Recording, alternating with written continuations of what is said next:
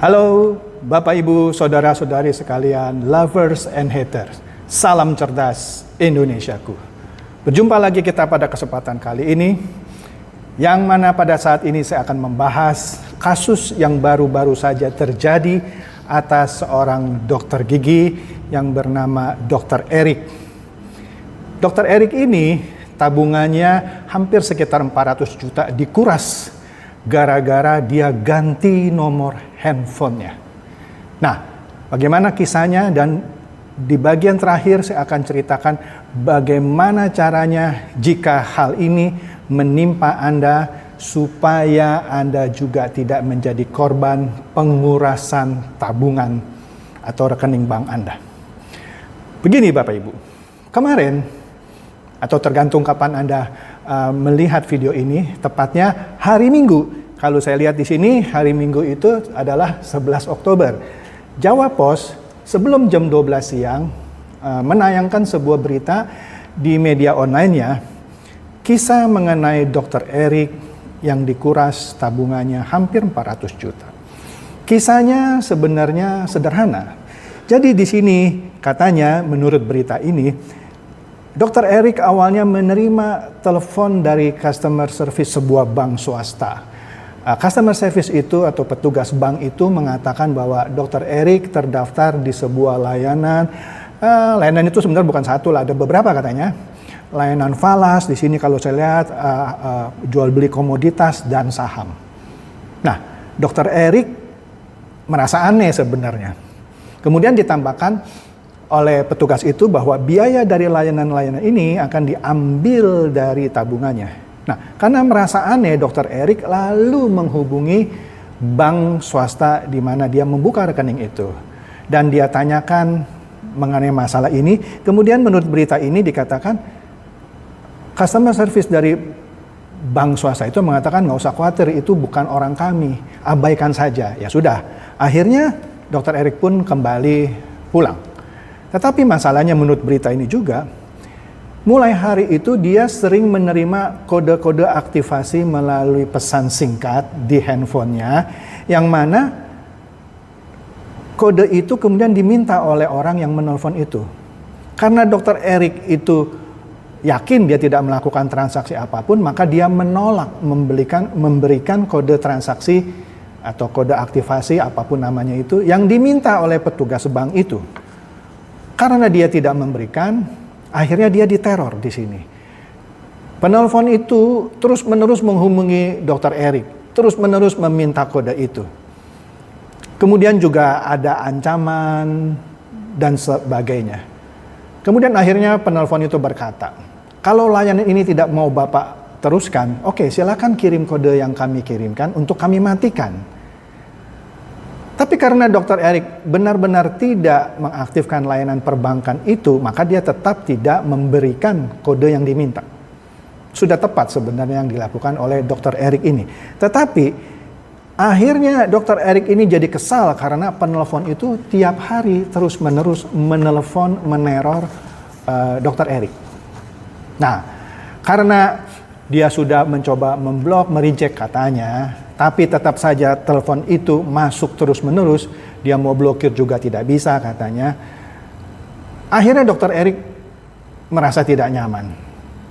Dia akhirnya menghubungi provider selulernya. Di sini dikatakan di Jalan Kayon di Surabaya, dia mau menutup nomor HP-nya itu karena tidak tahan terus-menerus mendapatkan teror. Nah, kemudian 7 menit setelah nomornya itu ditutup, dia kaget karena nomor itu ternyata aktif lagi. Menurut berita, informasinya nomor itu di-cloning di kantor yang di Kelapa Gading dari provider seluler itu katanya. Padahal nomor itu sudah dia tutup. Beberapa hari kemudian, Dr. Erik ini terkejut melihat saldo tabungannya berkurang. Dari awalnya sekitar 400 juta, terkuras sekitar 399,5 juta. Ada sekitar 8 kali transaksi, di mana 8 kali transaksi itu mengirimkan sejumlah uang ke 5 rekening yang tidak dikenalnya sama sekali. Setelah dia cek, Ternyata itu terjadi 7 menit setelah dia menutup nomor HP-nya itu di provider selulernya. Oleh karena itu dia merasa, maksudnya Dr. Eric ini merasa dia masuk ke dalam perangkat sindikat. Ternyata pergi ke kantor provider seluler dan menutup nomor HP-nya itu, itulah yang dikehendaki sindikat tersebut. Menarik kan? Nah, oleh karena itu Dr. Eric melapor ke Cyber Polda Jatim dan Dr. Eric menggugat provider selulernya dan pihak bank swasta itu ke Pengadilan Negeri Surabaya. Nah, pelajaran berharga apa yang kita bisa tarik dari pengalaman Dr. Eric ini? Menurut analisa saya, uang Dr. Eric dikuras melalui mobile banking. Dan jika hal ini benar dilakukan, maka ini dilakukan oleh sebuah sindikat. Setidak-tidaknya, apa yang kita bisa lakukan jika hal ini atau yang serupa dengan ini terjadi atas diri kita? Nah, oleh karena itu sebelumnya saya harus jelaskan apa itu mobile banking dan apa bedanya mobile banking dengan internet banking. Mobile banking adalah sebuah fasilitas perbankan yang diberikan oleh sebuah bank kepada nasabahnya, di mana kita akan dipermudah untuk melakukan transaksi perbankan melalui nomor handphone yang sudah terlebih dahulu kita daftarkan ke pihak perbankan. Kemudian kita juga akan mendapatkan PIN untuk melakukan transaksi itu. Jadi artinya dengan mobile banking itu ada 2 hal sebagai kunci melakukan transaksi, yaitu nomor HP yang sudah didaftarkan ke pihak bank dan PIN yang juga sudah kita set. Nah, menariknya, kalaupun ada orang yang tahu nomor PIN kita karena bocor entah kenapa gitu ya, tetapi kalau dia mencoba mengakses mobile banking kita tanpa melalui nomor handphone kita, maka dia tidak akan bisa. Maka cara satu-satunya supaya bisa menembus mobile banking kita, 2 hal harus dipenuhi, yaitu dia punya nomor handphone kita dan dia tahu PIN kita. Nah, kemudian kita lihat lagi internet banking.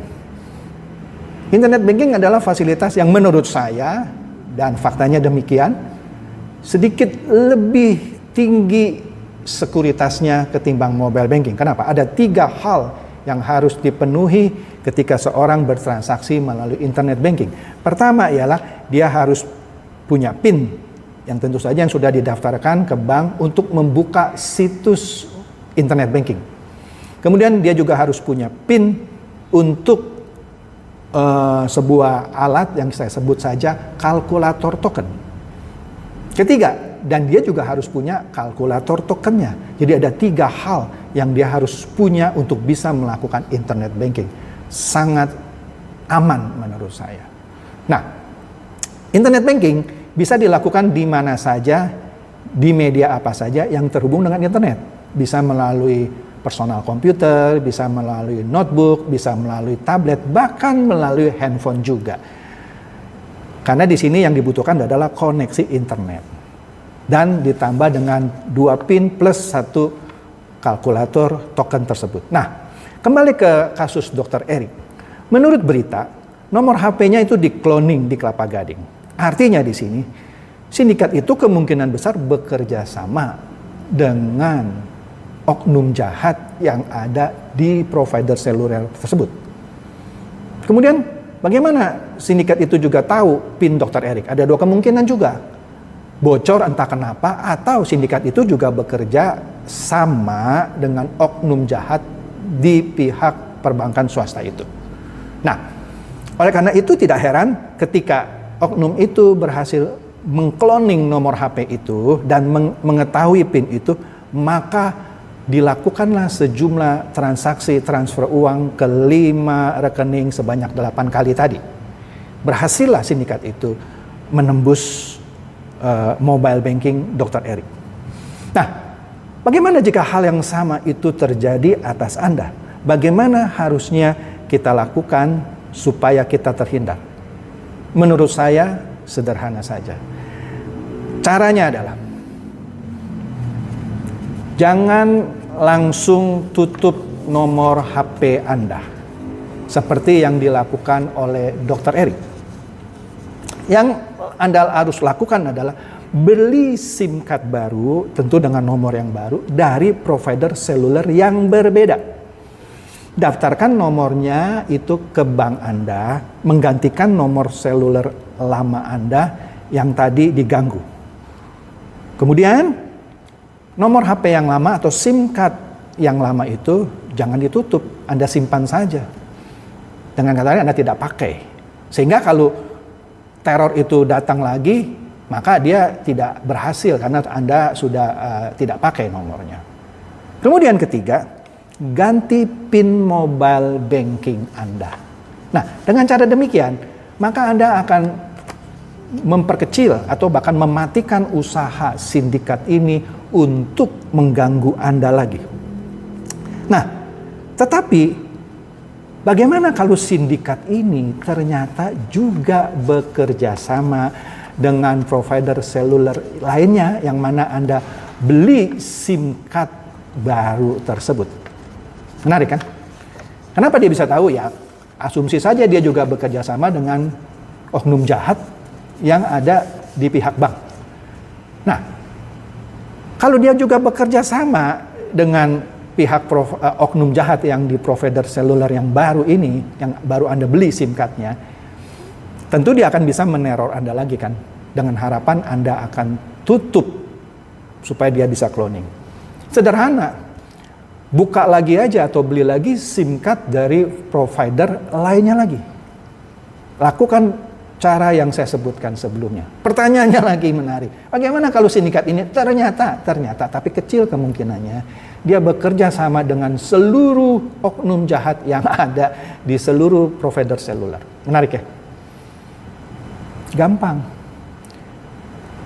Buka lagi mobile banking tetapi di bank yang berbeda. Nah, pertanyaannya lagi, bagaimana kalau sindikat ini juga bekerja dengan seluruh oknum jahat yang ada di seluruh perbankan? Menurut saya itu mustahil. Kalau dia bisa bekerja sama dengan oknum jahat yang ada di dua provider seluler aja sudah canggih dia. Apalagi kalau dia bisa bekerja sama dengan seluruh provider seluler, maksud saya oknum jahat yang ada di provider seluler, dengan seluruh oknum jahat yang ada di seluruh perbankan nasional. Wah, itu luar biasa. Tetapi menurut saya kecil kemungkinannya. Jadi summary-nya adalah jangan segera tutup nomor HP Anda. Cabut saja nomornya, simpan SIM card-nya, beli nomor baru dengan provider yang berbeda. Daftarkan ke bank Anda, kemudian Anda ganti PIN mobile banking Anda. Dengan demikian, Anda bisa mengurangi atau bahkan mematikan langkah berikutnya dari sindikat yang sudah mulai canggih seperti ini. Demikian tips dari saya. Semoga mencerahkan dan silakan share ini kepada teman-teman Anda yang Anda pikir dapat tercerahkan dan terhindar dari modus-modus jahat seperti ini. Terima kasih.